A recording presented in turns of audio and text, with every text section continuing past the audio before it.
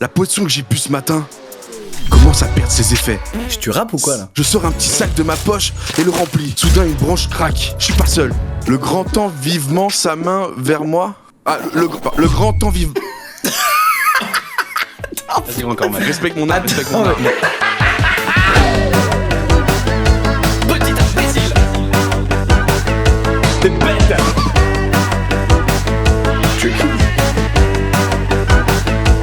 Ciao. Êtes-vous prêts à commencer cette seconde soirée fanfiction? Oui, je suis prêt. Oui, le pouce du oui. Levez le pouce ceux qui sont Le prêts. pouce du oui. Il manque 2 pouces, on peut pas y aller, il manque 2 pouces. Vous validez pas les images, Et les gars? c'est bon, c'est validé. C'est le grand jour. Le... Excusez-moi. Attends, non mais le passage... Non, c'est juste que le passage de on parle à on lit un texte, Mais il est... c'est ça, il fait j'ai galerie. dit c'est le début, on est une famille, on s'entraide. Ah mais excusez-moi, pardon, je reviens dans Faut mon départ. RP. C'est le grand jour. Le roi, mon père, a officiellement ordonné une évacuation d'urgence pour me faire sortir rapidement du royaume de Proutland. Cela fait maintenant 2 jours que les soldats sont postés aux frontières de notre territoire et qu'ils affrontent sans cesse les assauts de l'ennemi, les chevaliers blancs du pays de Cringeland. En effet, si je meurs, le roi sans descendance directe devra laisser son trône à son neveu qui se trouve également être le souverain actuel de Cringeland. Il me faut ainsi atteindre le royaume voisin de Masterclass, qui, lui, a déjoué à maintes reprises les attaques des chevaliers blancs. L'équipe qui m'accompagnera vers Masterclass ne sera guère composée de soldats entraînés. Ce sont de pauvres prisonniers qui ont choisi de se sacrifier en échange d'une protection accrue de leur famille durant cette ère violente. Un elfe, un troll et un sorcier seront ainsi responsables de ma survie. Nous devrons rester d'une discrétion sans faille tout le long de notre périple, ce qui nous oblige à éviter les routes principales et à traverser la forêt des damnés. Bonjour à vous, je suppose qu'on vous a expliqué la raison de votre présence ici. Bien sûr. Tu nous prends pour qui, bourse molle? Une insulte, déjà. Provenant d'un elfe enragé, je ne devrais pas être surpris. À sa droite se trouve un tout petit homme qui me dévisage avec insistance. Selon le garde, ce troll se prénomme Dwagby et il refuse d'adresser la parole à qui que ce soit depuis des jours. Le dernier compagnon, lui, n'a rien de très original. Il doit s'agir du sorcier. Il me regarde d'un air hautain, mais malgré tout, je crois que c'est sur lui que je compterai le plus. Il me semble beaucoup plus sain d'esprit que les autres. Je leur donne à chacun un sac bien rempli. Nous avons des armes, des vivres et des soins de toutes sortes. Ce sac est trop imposant pour moi. C'était trop dur d'y penser avant? Vous parlez quand ça vous chante, vous? Alors j'écouterai quand j'en aurai envie également. Trouvez une solution par vous-même. Vous avez un contrat, débrouillez-vous pour le respecter.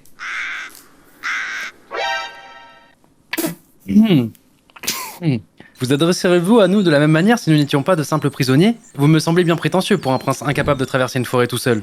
Ce voyage sera long. Très long. Chapitre 2, lundi, 6h. Musique 3, Snowdin Town. Non, ça faut pas le lire, Ok, là, ça vas-y, c'est vas-y, pour vas-y, le... fais y aller. L'équipe de guignols que je dois accompagner a décidé de me mettre en tête du troupeau. Ils disent que mon ouïe et ma vision développée permettraient de voir les ennemis arriver de loin. Ces imbéciles ne se rendent même pas compte qu'il me manque de respect en prenant cette décision. Étonnamment, le prince suit bien la cadence. Pour un pantouflard né avec une petite cuillère en or dans la bouche, c'est surprenant pour un sale riche. En fait, c'est le troll le problème du groupe. Toi là, tu ne peux pas accélérer le pas? Nous devons atteindre la forêt en moins d'1 heure pour ne pas croiser les patrouilles. Regarde la taille de mes jambes et regarde celle d'Étienne. Jambes de coq. Ok, ça... non. Oui, ça c'était pas dans le jambe de coq, pardon. Avec un peu de chance, ça va se connecter là-haut et tu comprendras pourquoi je peux pas aller plus vite. Je m'approche rapidement de lui, il lance en main. Il recule immédiatement et fuit en marche arrière. Mais il pose un pied sur un caillou, perd l'équilibre et tombe sur les fesses. Ose me parler à nouveau de cette manière et tu goûteras à ma lance géante. Stop! Nous avons toujours le temps de rebrousser chemin si vous ne pouvez pas collaborer dans le calme. Sorcier, auriez-vous par chance un enchantement, une potion, une tisane peut-être, qu'importe. Quelque chose pour aider notre ami le troll à marcher plus vite quoi. C'est ce qu'il faut, en effet. Nickel! Pourriez-vous lui en dispenser?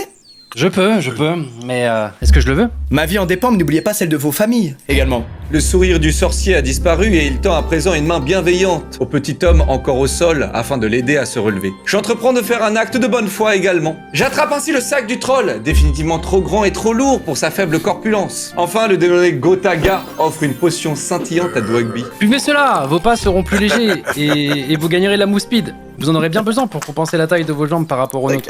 Nous reprenons la route et atteignons la forêt sans embûche. Le troll me rejoint et éclate de rire, il se retourne vers moi, les larmes aux yeux. Ce n'est pas un mythe. Vous avez de belles grandes oreilles, vous tous. Sur l'arbre devant lequel il s'esclaffait bêtement se trouve une affiche dessinée maladroitement. Un elfe très caricaturé aux immenses oreilles. La pancarte met en garde contre les membres de mon espèce. Je prends ma gigantesque lance et l'approche étroitement du visage du troll, encore hilar.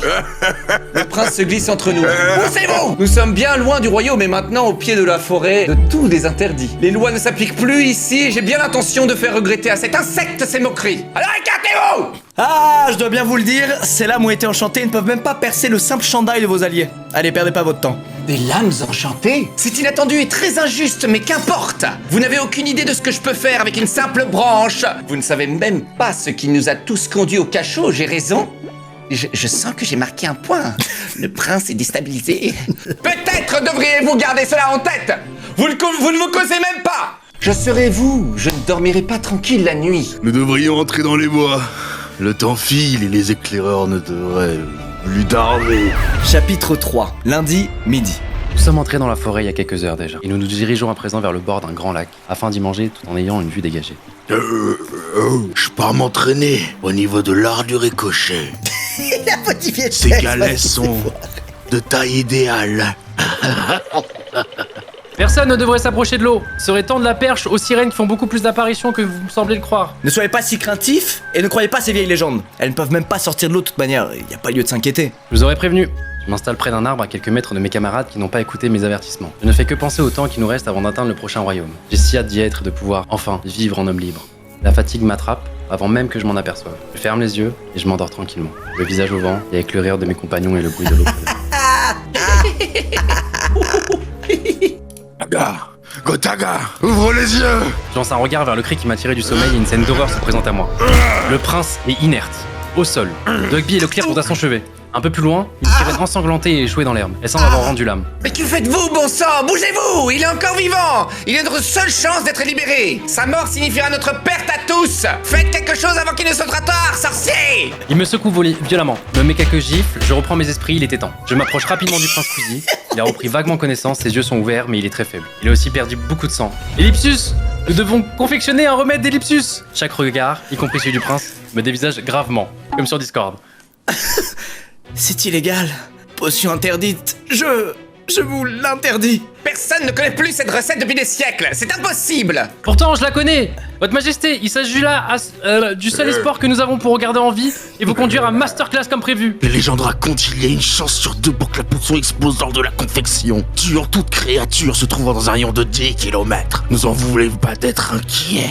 Faites-moi confiance, comme vous auriez dû le faire plus tôt lorsque je vous mettais en garde contre les Sorcier. sirènes. Je connais la recette par cœur, ne doutez pas de moi. La prison, c'était la raison?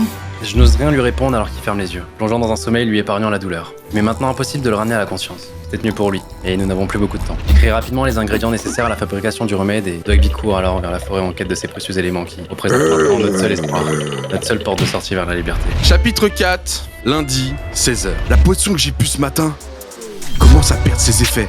Tu rappes ou quoi là? Ce n'est vraiment pas le bon moment pour ralentir. J'aperçois à quelques mètres à ma droite un buisson plein de myrtilles. C'est ma chance. Elles sont nécessaires à la confection du remède. Je sors un petit sac de ma poche et le remplis. Soudain, une branche craque. Je suis pas seul. Heureusement, je suis pas grand. Ma petite taille de troll me permet de me discipliner facilement derrière les rochers et Il est en train de se laver les gars, tu te dis quelque Depuis quand je suis petit, je viens de découvrir que je suis petit, frère. Ça me fait chier. 2 créatures imposantes à la peau grise se rapprochent du buisson. Je cueillais des fruits et encore quelques secondes, je les entends discuter. Le premier il indique avoir entendu du bruit, non loin. Le second, plus grand, semble agacé. Il reproche à son camarade d'avoir perdu la trace de troll. Concentré à écouter, je m'aperçois qu'ils sont tout près, trop près même. En fait, ils sont même là, juste devant moi, et m'observent maintenant de leurs petits yeux rouges et perçants. Qui sont-ils? Pourquoi sont-ils à ma recherche? Le grand tend vivement sa main vers moi. Ah, le grand tend vive. Vas-y encore malade. Respecte mon art, respecte mon Attends, art. mais tu crois que c'est Rap Contenders là frérot? Tu veux que j'aille plus vite? Non mais t'es complètement fou. On n'arrive plus à comprendre ce que tu racontes. Eh ben écoute-moi Squeezie, une bonne musique ou un bon film, on le comprend pas dès la première écoute ou dès le premier regard. Mais qu'est-ce Remets que la t'as pris, musique. frère? Qu'est-ce que t'as pris avant le live, frérot? Le grand tend vivement sa main vers moi, je recule d'un bond mais le second me rassure immédiatement. Il m'indique avoir entendu des cris un peu plus tôt, et inquiet, il a voulu simplement offrir de l'aide. Je reprends mes esprits, je me sens terriblement soulagé de voir que ce bois abrite finalement une personne bienveillante. Il m'aide à réunir les ingrédients de l'ellipsus, et on revient ensemble au campement de fortune établi par Locklear et Gotaga. En arrivant près d'eux, l'elfe me regarde d'un air très inquiet. Le prince aurait-il trépassé? Dogby, qui sont ces gens avec toi? Ce sont simplement d'honnêtes habitants de la forêt. Ils viennent nous porter assistance. Ils vivent dans un petit village non loin d'ici. On pourra emmener notre ami le temps de sa guérison. Dans ce cas, restez un peu à l'écart, je vous prie. Au moins le temps qu'on lui administre le remède de notre sorcier. On vous suivra dans votre village par la suite si vous tenez tant que ça à nous aider. Le moment est venu d'ajouter le dernier élément. Une goutte de sang de sirène. C'est l'étape fatidique. Celle qui nous sauvera tous. Ou nous fera exploser. Gotaga semble sûr de lui et sans hésiter, il ajoute la goutte de sang doré dans la fiole. Je respire plus personne ne bouge un cil. Un léger filet de fumée s'échappe et... C'est bon, le sorcier a réussi. Il administre la solution au prince, toujours profondément endormi. Cela prendra quelques heures, mais les effets seront ensuite sentir très vite. Après une bonne heure de marche, nous arrivons à un village d'une dizaine de petites bâtisses en rondins de bois. Les hommes aux yeux rouges déposent Sa Majesté au centre d'une grande hutte et nous invitent à poser nos affaires. C'est ici que nous passerons la nuit. Je n'ai aucune confiance en eux. Une fois le prince réveillé, nous pourrons partir. Il a raison, cet endroit ne me rassure pas complètement. Mais il s'agit de notre seul moyen de dormir au chaud et en sécurité dans cette forêt. Nous nous entendons pour faire des tours de garde. Espérons que le prince se réveille. J'ai pris mon tour depuis une petite heure. Je regarde le ciel, la nuit est claire. Nous savions qu'il était risqué de traverser la forêt des damnés une nuit de pleine lune. Lors de ces nuits redoutées de tous, les loups-garous sont nombreux, ils parcourent les bois. Nous n'aurions jamais imaginé que nous tomberions justement dans le village de ces mêmes loups. L'intuition de l'elfe était bonne. Ces viles créatures avaient visiblement prévu de nous stocker dans cette hutte, ou plutôt dans ce garde-manger géant. J'ai réussi à réveiller sans bruit tout le monde, y compris le prince, qui était en plus en bien meilleure forme, avant que la transformation des loups, heureusement, ne soit complète. Nous quittons le camp discrètement, discrètement jusqu'à que mon pied écrase une branche. Des yeux rouges apparaissent dans le noir de la nuit, illuminés par la lune. Courez! Nous courons le plus vite possible. Un loup qui avait fini sa métamorphose nous rattrape bientôt. Si nous ne retrouvons pas une solution, dès les prochaines secondes, le voyage s'arrêtera là. Il y a des rochers tout près, ils sont bien hauts, mais nous devons essayer. À votre gauche, camarades! Les rochers! Trouvez le plus pointu et foncez dessus! Ah! On va s'écraser contre les rochers là! De quoi parlez-vous? Les rochers sont des passages pour les trolls. Criez juste Scalibondi et ils ouvriront, faites-moi confiance. Nous courons vers le rocher le plus pointu. Le loup n'est plus qu'à quelques mètres. Dans quelques secondes, il ne fera qu'une bouchée de nous et de nos espoirs. Scalibondi! À peine avons-nous effleuré le rocher et crié la formule que nous sommes maintenant aspirés à travers un portail magique. C'est très dur de découvrir le texte en même temps. Nous atterrissons lourdement dans la paille et le portail se refermera. Se referme derrière nous immédiatement, c'est marqué. Il détruit les textes. J'ai relaissé la fin.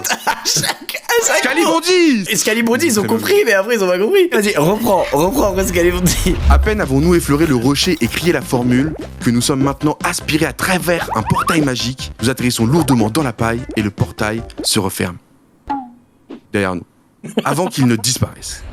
Mais où sommes-nous? Nous sommes dans une forge. C'est le repère de ma famille. Ici, nous créons depuis toujours des armes qui sont indestructibles. Le troll, c'est devenu le parrain, frérot. Vous n'êtes pas sans douter, votre majesté, que votre père, le roi, n'approuve pas que les trolls puissent être mieux armés que les soldats de la garde royale. Est-ce la raison qui t'a mené au cachot? J'ai fabriqué et vendu une épée à une fée. Je ne me doutais pas de l'utilisation qu'elle en ferait. Elle a tué. Un meurtre terrible. Lors de son jugement, elle m'a dénoncé. Ce jour-là, j'ai tout perdu. Ces armes illégales, est-ce qu'on peut servir, mon ami? Faites comme chez vous. Chapitre 5, mardi, 8h. Je me sens très reconnaissant envers ces hommes. J'ai une totale confiance en eux désormais. Ils ont pris soin de moi, ont pris des risques pour me garder en vie. Et même si je sais que c'était pas totalement désintéressé, nos destins étant liés par un chantage assez cruel du roi, ils ont un cœur sincère et de grande qualité. Nous réfugier chez les trolls nous a quelque peu éloignés du royaume de Masterclass dont les frontières sont à environ 3 heures de marche au nord. J'espère réellement que les troupes royales tiendront encore le coup. Vous êtes déjà réveillé? J'ai visiblement beaucoup dormi ces derniers temps. Pourriez-vous me raconter ce qui est arrivé hier? C'est à cause d'une sirène que tout a failli très mal se terminer. Le sorcier nous avait pourtant prévenu. Vous l'avez approchée, attirée par son chant mélodieux. Elle vous a caressé la main, puis violemment attrapé le bras, tentant de vous entraîner dans la profondeur du lac. Mais ne vous inquiétez pas, j'ai défendu votre honneur, je l'ai massacré. Vous auriez dû voir tout ce sang doré répandu sur les rives. Je vous remercie. Et heureusement que le sorcier était là pour la potion et ce troll pour ce refuge. La protection que m'avait garantie aura été sans nul autre, et croyez bien que je saurais m'en souvenir. Allez réveiller les autres, je vous prie, nous devons reprendre la route, les troupes qui protègent Proutland doivent s'essouffler à l'heure qu'il est. Nous prenons la route vers Masterclass. Soudain, 2 chevaliers blancs surgissent de derrière un arbre. À dos de licorne, ils semblent patrouiller la zone. Bien sûr, étant l'homme à abattre du pays, ils me reconnaissent immédiatement. Le troll agrippe alors brusquement les jambes de l'homme descendu devant moi et l'elfe lui donne un coup fatal dans la nuque. Le sorcier, quant à lui, est en pleine bataille avec l'autre chevalier encore à dos de licorne. Nous allons lui porter assistance et arrivons à le faire tomber de sa monture tout droit sur un rocher. Une chute mortelle. Alors que les 2 soldats sont vaincus, le sol tremble. Des sabots nombreux se font entendre. Ils se rapprochent et rapidement. Nous courons à vive allure. Bientôt nous serons sortis et j'aperçois les pourtours des murailles de Masterclass. À l'est, des gardes royaux. Je retire immédiatement ma cape de marchand. Les gardes me reconnaissent heureusement très vite et ouvrent les portes. Plusieurs soldats alliés sortent en vitesse et nous couvrent en formant une haie de protection tout droit vers l'entrée du royaume. Nous avons réussi. Nous sommes à Masterclass. Les portes se referment derrière nous. Quelques soldats sont encore à l'extérieur, combattant les chevaliers blancs de Cridgeland qui étaient quasiment arrivés à notre niveau. Mais ça va pas! Ne les poussez pas dehors! Il est avec nous! Les soldats de Masterclass repoussent un de mes camarades vers la sortie. Locklear. Hey, il est avec moi là, arrêtez ça! Ils affirment alors que les elfes ne sont pas tolérés à Masterclass. Je vous en supplie, si vous me jetez dehors, ils me tueront sans ménagement. Hey! Si vous le renvoyez entre ces murs, sachez que je suivrai pour l'aider à survivre. Nos royaumes ayant conclu des accords sur ma protection, ces soldats se doivent de me protéger au péril de leur vie. Ne pouvant prendre le risque de me laisser partir combattre, ils acceptent donc de laisser passer notre ami l'elfe qui nous rejoint immédiatement, l'air soulagé. Merci, votre majesté. Ces racistes m'auraient mis en pièces. Nous avançons vers le château, enfin en sécurité. Locke, nous avons tous avoué la raison de notre emprisonnement. Mais vous, pas encore. Seriez-vous prêt à nous la partager? Avez-vous déjà vu un elfe à Proutland? En effet, jamais, mais il paraît que vous n'aimez pas vous mélanger aux autres, que c'est la raison pour laquelle vous vivez au cœur de la forêt des damnés. Vivre seul et caché n'est pas un choix, mon ami. Nous n'avons simplement pas le droit de nous montrer. Je me suis approché trop près du château de Proutland par curiosité pour la vie que mènent ceux qui ont le droit d'exister au grand jour, sales riches. Des gardes m'ont vu et m'a enfermé dans le cachot. Le silence s'abat sur la pièce.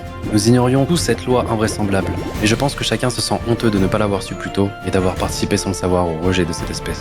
Nous atteignons la salle du trône de Masterclass. Un elfe dans la salle la plus prestigieuse du château? Non, c'est impossible. Je vais me faire arrêter. Le roi félicite chaleureusement notre équipe et annonce à mes compagnons de route et moi-même que toutes nos peines sont désormais révoquées. Nous pouvons choisir de rester à Masterclass, auquel cas nos familles seront rapatriées, ou bien aller où bon nous semble. Votre Majesté! Une dernière chose. De lourdes négociations auront bientôt lieu entre tous les royaumes pour mettre un terme à cette guerre. J'aimerais que vous mettiez sur la table le sujet des elfes et de leur place dans nos villes.